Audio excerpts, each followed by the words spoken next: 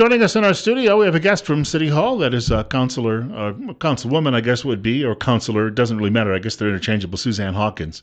Good morning. It changes, I guess, city by city how council members are addressed, doesn't it? I believe so. We are council members. Yes, Well, that's the simplest way to go about that. But if you say she serves on the council, that it pretty much works. it says it all. You've had a very busy couple of weeks. We were talking off air just about some of the activities members of this council have been working on and the like, and some of the things that they have seen. We're going to try to get to all of that in the next 15 minutes. You're listening to News Radio 1310 KLIX and newsradio1310.com. Top story with Bill Colley. And right off the top, a couple of things you mentioned. When you mentioned youth council, of course, we've had some of the members of the youth council in the building before talking with us. They are very much a group of young people, but they're almost in an advisory capacity because they bring a perspective to City Hall, I suspect, that is we as adults sometimes forget what it was like to be 16, 17, 18 years old. But they've been very, very active. They are. They're a very active group of young people that are very community minded and civic minded. We meet the second Monday of every month at 4 o'clock at City Hall. Right now, we just elected our new board last month, and they're working on their campaigns for this year. So that should be a topic of discussion this coming Monday. And their agenda is posted with all the other city agendas. They are an advisory group. When we were working on our strategic plan, they were a big part of that play. But they do a lot of behind the scenes things that the community doesn't realize. 8th grade through 12th grade would love to have more students join us. The more support we have, the more we can accomplish. I was going to say, when you mentioned that they played an important role, when you were getting a plan together, they're the people who are likely 50, 60 years from now still going to be living here. So they have a vested interest in as that plays out over the decades. That is true. They are the next leaders, and they need to be trained up now. And I'm learning more from them, I'm afraid, than I'm probably teaching. But they are an amazing group of young people. The thing that gets me about this is a lot of cities don't have anything like this, and the notion that we're actually training a new group of leaders, I think, is rare, isn't it? No, there are youth councils all throughout the state. In fact, we meet once a year as a statewide group so that the youth can make contacts around the state. It's becoming more prevalent.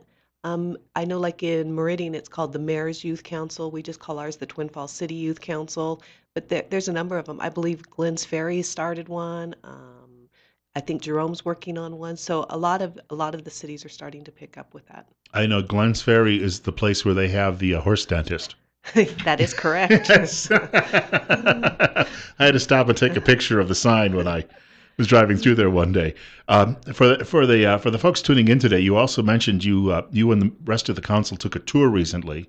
We've actually had two. 2 weeks ago, we toured how the upgrades are coming at the wastewater treatment plant, which I know it doesn't sound like a lot of fun, but it is so intriguing to see what is happening down there. The plant is open. If you have a Boy Scout group, a church group that would like a tour, you can call down there. I highly recommend it. The folks that do that are very good at explaining how things work. And in conjunction with that, Monday we went down to our Auger Falls project, which is where we've just built some holding ponds. So after the water's clean at the wastewater treatment plant, instead of going directly to the river, we're now diverting some of the water to these holding ponds, which has become a wildlife refuge, but it also helps further clean the water before it's put back into the river. You mentioned that California is trying a lot of things like that because of their drought situation, Mm-hmm. where they treat the water, and then a lot of that water is going back into agriculture. Mm-hmm. And it seems to be, obviously their situation is a lot worse than anything else around the country, but it seems to be at least helping in some instances with that. The fact that we've gotten to that point where we can now have basically recycled water, it will probably prolong the lifeblood of the growth in this area for a long time. I believe so. One of the other big benefits to putting the treated wastewater back into the ponds first is then the water becomes back to a natural temperature before it's put back in the river. Because there's a lot of controversy about when you discharge that cleaned water back in, that it's warmer than the river, which, everything has an effect on something else. So this is a way to help take that next step as well. For people, by the way, who would like to have an opportunity to speak with a member of the council, Suzanne Hawkins in studio with us this morning, 736-0300. That's 736-0300. And of course, you're listening to News Radio 1310 KLIX and newsradio1310.com. Top Story with Bill Colley. And as I was telling folks earlier, if they had a question, there's no question too small for the council, even if it's a sidewalk repair. That is true. You're available to take a call on something like that. We are. All seven of us have our contact information on the city's website, phone numbers, email addresses. We try to be as accessible as we can to the community. We try to hold community meetings outside of the council chambers.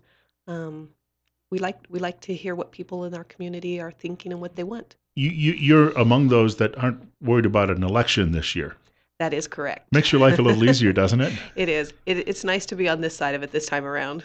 I won't lie. Speaking of that, I know tomorrow night at 6:30 at the council chambers, the Times News is hosting a forum for all this year's candidates. So if you're not sure who you want to support and what the candidates are standing for, this is your chance to meet them and hear what they're thinking. This is going to look like one of those Republican debates because of the large field. There's 10 candidates this year. One of them is unopposed, so there's really 9 competing for 3 seats. And I don't think so. The first time I ran, there were a lot more than that. And the Times News, we should point out, is doing these throughout the Magic Valley. They printed a list the other day. So if you're in Kimberly or if you're in Burley, a number of places like that, Hayburn, they're making these available for the public. For people, by the way, tuning in today, I know you got a couple of other things that you wanted to mention as well. It doesn't come up a lot on the radio, but sometimes people have an emergency where they have a main break or something like that happens. In those situations, do you think most people know what they're supposed to do? I think so. If you call 311, it puts you right into emergency dispatch. If you panic and don't think 311, 911 will reroute you over there. So I think we have 24/7 access to emergency services. Sure. So people out there who occasionally experience something like that, maybe you don't notice it until 10 o'clock at night. There's always some recourse. There is. Want to point out, too, as well, I've got an email address, bill.colley@townsquaremedia.com. You had some other options, too, or other things you wanted to talk about this morning while you were here. I did. Monday night at our council meeting, we addressed our leaf collection and Christmas tree collection programs we've been running. And over the course of the last couple of years, we've realized that, we set out with a goal to help with recycling and to try to keep some of this debris out of the landfill. Mm-hmm. But after you get it piled up, there is no use for it. So we're in a position now where we have a large compost-style package of dried leaves that nobody wants and chipped up Christmas tree bark. So we've decided that we're going to end those programs. You can leave your leaves in bags on the curb, and they will be picked up by, PSI as normal. The Christmas trees do have to be cut up a little bit in order to be picked up.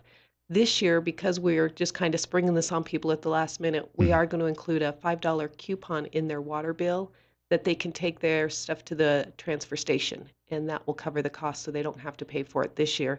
But next year they can start planning accordingly. Does it surprise you? You had all this compost that perhaps there wasn't more interest from gardeners and various people? No, we've done some research on it, and compost is really kind of a tricky business. It's hard when you have so many sources bringing it in because you can't verify that it is clean or it is organic. And so it kind of just levels the bureaucracy behind it. And so it makes it tough. The other problem we were having, unfortunately, is people were taking advantage of dumping waste instead of leaves and Christmas trees. And it became almost a full-time job just to keep it clean and to sort it. And it's just not practical to keep going down that road. And obviously no one wants that on the garden. Exactly. Right. And again, for people, it's not so much important about the trees yet. That's a few months out. Leaf collection will start, I would think, relatively soon, immediately. Yeah. In Twin Falls, we have unlimited waste pickup. So it's not that you can't have it picked up and disposed of for you. I know a lot of times you feel good about not putting it in the ground and sending it to compost, but there really is just no use for it.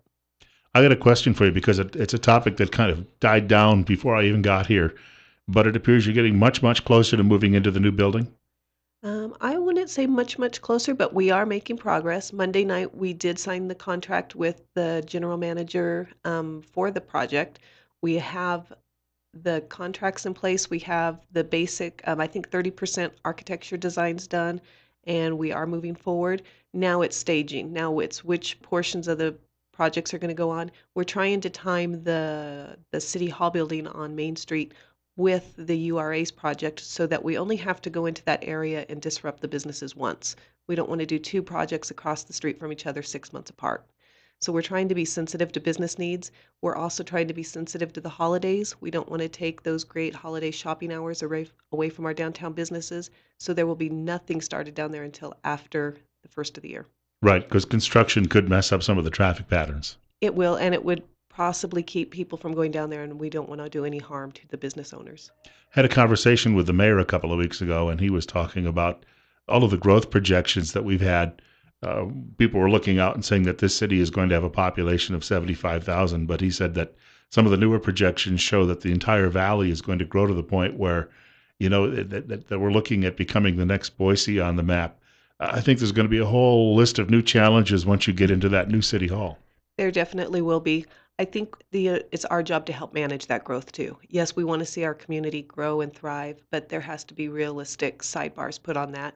You don't want to change our hometown feel. It still needs to be a community that is family oriented and supports children and takes care of their elderly and takes care of their neighbors.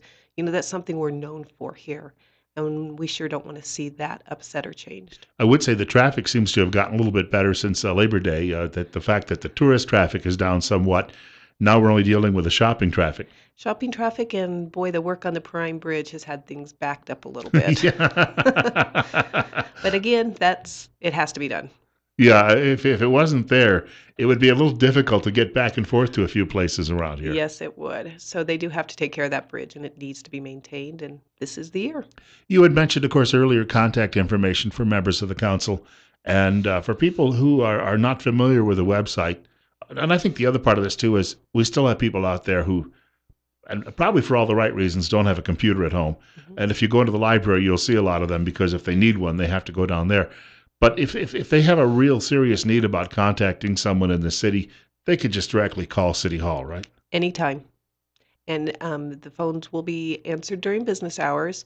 You would get an answering machine after hours, of course, and on the weekends. But somebody will get back to you, and I think we have a pretty good system going there for trying to keep contact flowing.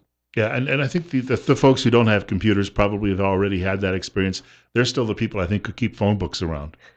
That's pretty good, isn't it? Yeah. I know. I go home from work and there's a phone book on my front step. I was not getting them when I was still living in Delaware. They stopped delivery unless you requested them. That's interesting. Things have changed that much with the technology that we have. I want to thank you for coming by today, and we'll probably see you in the rotation sometime in November or December. I believe so, yes. All right. Have Suzanne, a good day. Thank you. Suzanne Hawkins joining us in studio. It's 20 minutes after 9 o'clock. It's 52. Slow warm-up today, but still going to be in the 70s before we wrap up. Bill Colley with you on Top Story.